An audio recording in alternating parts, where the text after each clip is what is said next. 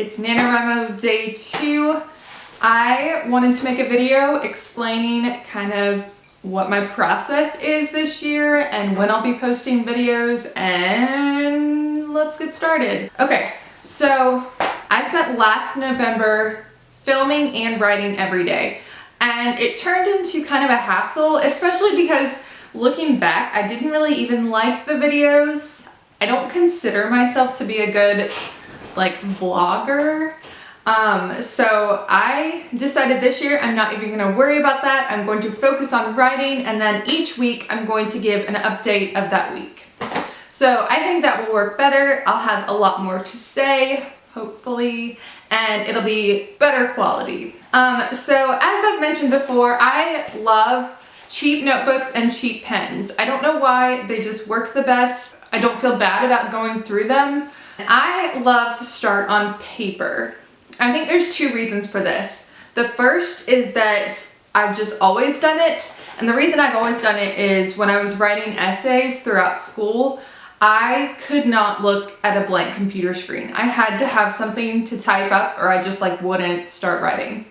So I would always plan ahead. I would write as much as I could on paper, and then I would type it up and I would be able to keep going. I also like doing drafts of things. Being an English teacher, I preach the writing process, the traditional writing process where you brainstorm and then you outline and then you do your first draft, get someone to look at it, do your second draft. And so I definitely like to brainstorm on paper. I feel like I'm limited on a computer, so I like to draw and, scribble all over the place, and I feel like it helps the creative process. So I started with just what I was thinking about with the novel. It takes place over the span of 10 years, and I first started looking at the differences between 2007 and 2017. And it was interesting looking up what were the top news stories in 2007 and comparing them to now, and looking at technology in 2007 versus now. So I did a lot of research ahead of time and thought back to my style in 2007, what I was doing, what kind of phone I had. It helped me plan out the book. So, and then I have a rough timeline of how I think I want things to go. And then I have character sheets, and I've already changed some names, but the important thing is I have names for all my characters. Like I said, I'm doing a lot of character prep this year. I'm focusing more on the characters and less on the details of the plot and seeing how that goes. And I've been really enjoying it so far. So I have information for every main character, of which there are 7.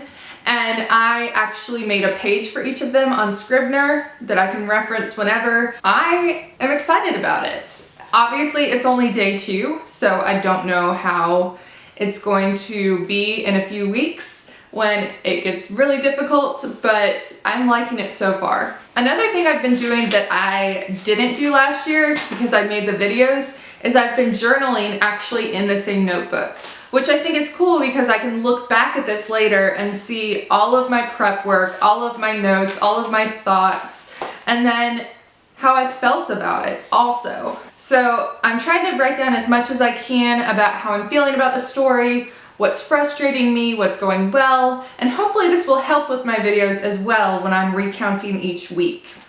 I'm trying to keep work stuff out of my notebook, but it has drifted in a little bit. Actually, I'm gonna tear that page out.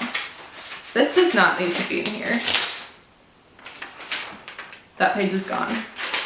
Because I want this notebook to be all about my book.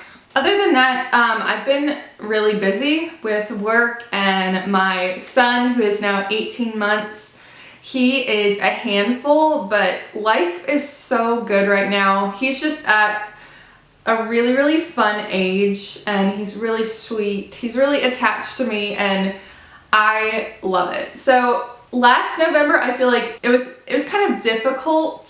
He was 7 months old, and he wasn't sleeping through the night, and he was still breastfeeding, and he wasn't walking yet. So now that he's walking around and playing and able to entertain himself a little bit more, it's been really fun.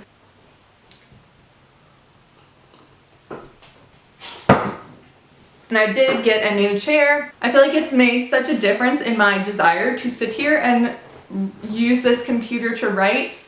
It's been so nice to have a room to just shut off and write in. So I did want to end with a few tips for NaNoWrimo, like last minute tips. I wrote these down mostly for myself. It was good to come up with this list because it reminded me of a lot of stuff that I need to be doing. And so I'll just share with you what I came up with. My number one tip was keep a notebook handy. This is especially important in places like the DMV, which I was stuck in yesterday for about 2 hours. You can also use your phone, obviously, but if you like writing by hand like I do, then it's important to keep your notebook with you all the time. My other tip is write until you pass out. I argue with myself all the time internally about this because I do need to sleep. Like this morning, my son woke up at 6 and I was exhausted.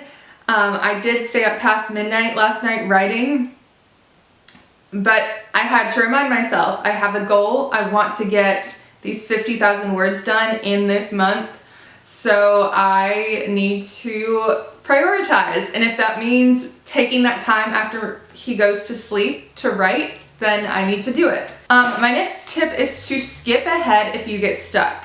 Like if you're sitting there just staring at the screen, you either need to go take a break and go do something, or you need to just skip ahead to where you want to write and then come back, because you're just wasting time sitting there looking at the screen, which I have already done so far this year. So also make sure you save your work constantly. This is something that, you know, is so obvious, but I have to remind myself all the time. Like I really need to put a note on my computer that's like save your work every 5 minutes.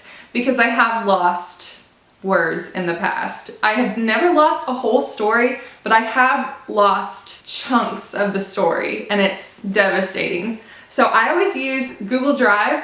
Before that, I would email myself the draft. I save as I go, and then I upload it to Google Drive every day, and so that way, not only do I have a copy of it in case something happens to my computer, I can also pick up and write from anywhere. My next tip is something that I'm planning on doing soon. Make a visual. A lot of people make vision boards, which is really smart. I just think it's really helpful to have something on your wall that is a reminder every time you walk past it of what your goals are and what you're working for. My last tip is something that I've already talked about in this video. Name all of your characters ahead of time. I feel like this is a problem that is pretty unique to me, but I have a hard time naming my characters, so I actually tried really hard this year to come up with names. I think I finally learned my lesson because the book I wrote for NaNoWrimo last year, I'm pretty sure it still has a couple of spots where I just have name in all caps. I couldn't decide. I'm super excited that it's NaNoWrimo. I've been like really happy these past 2 days, like updating my word count on the NaNoWrimo site and seeing the graph again just like gave me butterflies in my stomach, which sounds kind of stupid, but I just really enjoy the process. It's a really awesome challenge. I get so much done in November. I think this past year I did a good job of continuing to write throughout the year and editing, but I just like really love the process and the challenge of writing a first draft in 30 days, and it's something that really works for me. I hope everyone is having fun with the beginning of NaNoWrimo. This is the best week. This week and the last week I feel like are the best weeks. So enjoy it. Don't get too discouraged if you start getting stuck. Just keep writing, jump ahead, move around, do some challenges. It is worth it in the end. So I will see you guys, I guess, next Wednesday with my 1 week update. Thank you all for watching. I really appreciate it. I hope you enjoyed it, and I will see you again next time.